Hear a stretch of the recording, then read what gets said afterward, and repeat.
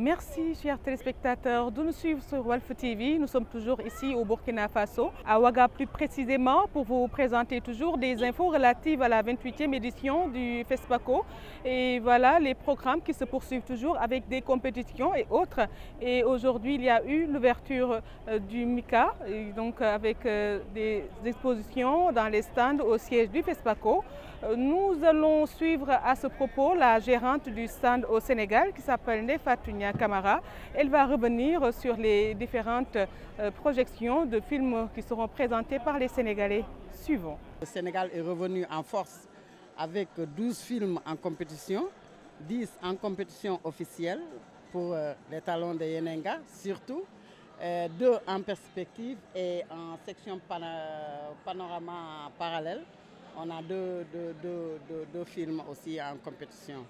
Bon, on présente aussi les films qui ont eu à remporter des prix à l'international qui sont accompagnés par le FOPICA, le Fonds de promotion à l'industrie cinématographique. On a aussi des films avec des accords de production pour au moins 6 pays africains avec qui on a signé des accords de production cinématographique. On a toujours espoir que le Sénégal remporte un prix parce qu'on présente toujours des films de qualité. Toujours dans cette édition du FESPACO, nous avons eu l'occasion d'avoir des critiques de cinéma comme Baba Diop, vous le connaissez très bien, doyen du journalisme culturel du Sénégal, qui est aussi donc revenu sur l'évolution de la cinématographie en Afrique et au Sénégal en particulier. Nous l'écoutons. C'est toujours un bonheur de voir que d'abord l'initiative qui est née à la fin des années 60 se perpétue, se poursuit d'abord. Parce que l'expérience aurait pu s'arrêter, comme le Festival de Mogadiscio, au cours de 2 éditions, 3 éditions. Mais voilà plus de 50 ans que ce festival donc, existe. Donc ça veut dire que l'intérêt que nous portons tous à la présence du 7e art africain, en général dans sa globalité, des cinématographies africaines, soit présente et comme contributeur du cinéma mondial. Ce n'est pas seulement le festival officiel. Ce qui est le plus important, ce sont les rencontres individuelles.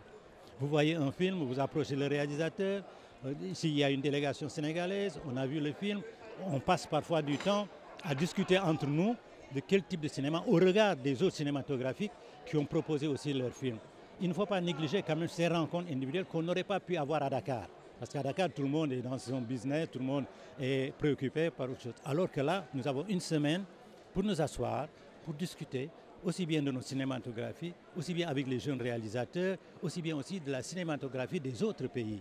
Il y a eu également dans cette 28e édition du FESPACO une cérémonie d'hommage rendue aux cinéastes disparus.